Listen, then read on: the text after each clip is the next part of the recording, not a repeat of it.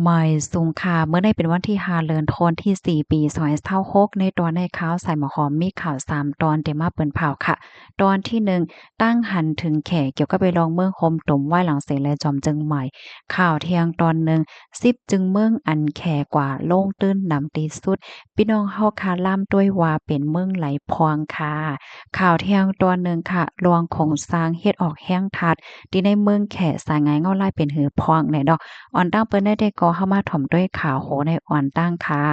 มื้อวันศุกร์ตีป่นมาค่ะเนาะตีเมืองคมต้มไหนก็ไล่เลิกเอาจอมจึกซึกมานมิ้นออนไลน์ขึ้นเป็นจอมจึงเนี่ยค่ะไว้หลังนั้นค่ะอยู่ดีห้องการลงฝ่ายนอกเมืองแข่เนี่ยก็ไล่ออกมาหมวกลัดข้อความว่าแข่ยินหลีโหมโจมจอมเสียกอเตกำเทียมปันแห้งลงปองจึงใหม่ของเมืองคมตุ้มในค่ะเนาะในตอนของการรักษา ลองกัดเย็นนิ่มเศร้าในเมืองคมตุมแลกำเทียมปันเฮียงปกป้องให้มีมาลองเฮอเฮิงขึ้นใหญ่ใหม่สูงกว่าในค่ะออเกี่ยวกับเรื่องในค่ะอันเป็นจุ้มตรงหนึ่งศูนย์และศูนย์เป็นก้น Amnesty International ได้ก็ลาดว่าจอมจึกซึ่งมันมินออนไลน์ยังตึกโหลไลฮับเอาปนพรอันไหลเฮ็ดสร้างมาเหมือนจึงหนังว่าป่นเป็นศูนย์และศูนย์เป็นก้น5สังหารและจึงในในออเป็ดซ้ำว่า ไล่ถูกเลิกคืนเป็นจอมจึงเย้าว่าในเสตาก็เย้านะคะข้อมูลตอนในคาลิปีมาที่ห้องการข่าว BBC ออกไว้ค่ะลูกดีข่าวง่าโหนในเสแลกำในฮอกคามาถ่อมด้วยข่าวเที่ยงโหนึงค่ะปื้นดีอันแขกว่าลงตื้นนำเหลือเสเปิ้นสุดในข่าวตั้ง20ปีดีป่นมาในค่ะอ้อม ข้าวตังนับตั้งเอาปี25ดอกบ่ฮอดถึงปี2025ในคณะไหลหัว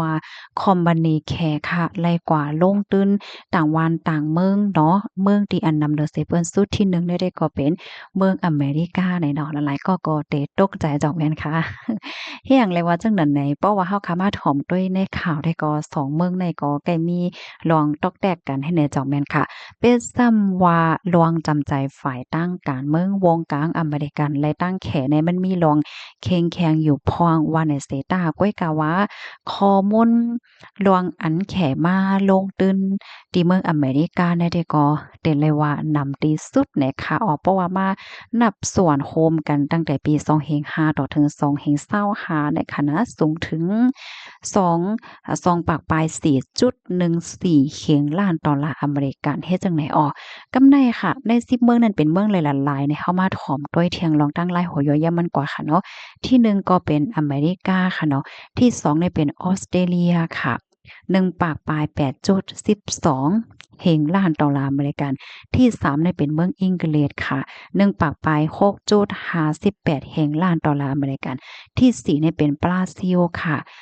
78.88เฮงล้านดอลลาร์อเมริกันที่5เนี่ยเป็นสวิตเซอร์แลนด์ค่ะ62.87เฮงล้านดอลลาร์อเมริกันหมายที่6เนี่ยเป็นแคนาดา57.28เฮงล้านดอลลาร์อเมริกันหมายที่7เนี่ยเป็นเยอรมนี56.34เฮงล้านดอลลาร์อเมริกันหมาย8เนี่ยเป็นอินโดนีเซียค่ะ49.37เฮงล้านดอลลาร์อเมริกันหมายที่9เนี่ยเป็นสิงคโปร์ค่ะ46.11เฮงล้านดอลลาร์อเมริกันหมาย10เนี่ยเป็นฝรั่งเศสค่ะ37.07เฮงล้านดอลลาร์อเมริกันนะคะค่ะอันนี้ก็ได้เลยว่าเป็นเมืองดีอันแข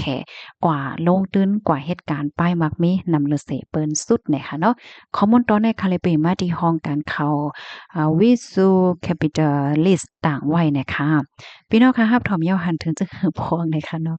ป้ายมักมีเฮ็ดให้ค่ะนะลูกดีข่าวเงาโหในเสแลกำในเฮาคามาถ่อมด้วยข่าวเงาเที่ยงตอนหนึ่งเนาะเกี่ยวกับเรื่องรองแห้งทาดที่ในเมืองแขนะคะไล่ฮู้ว่าค่ะแขเนี่ยก็เติมโครงสร้างเฮ็ดออกน้ำ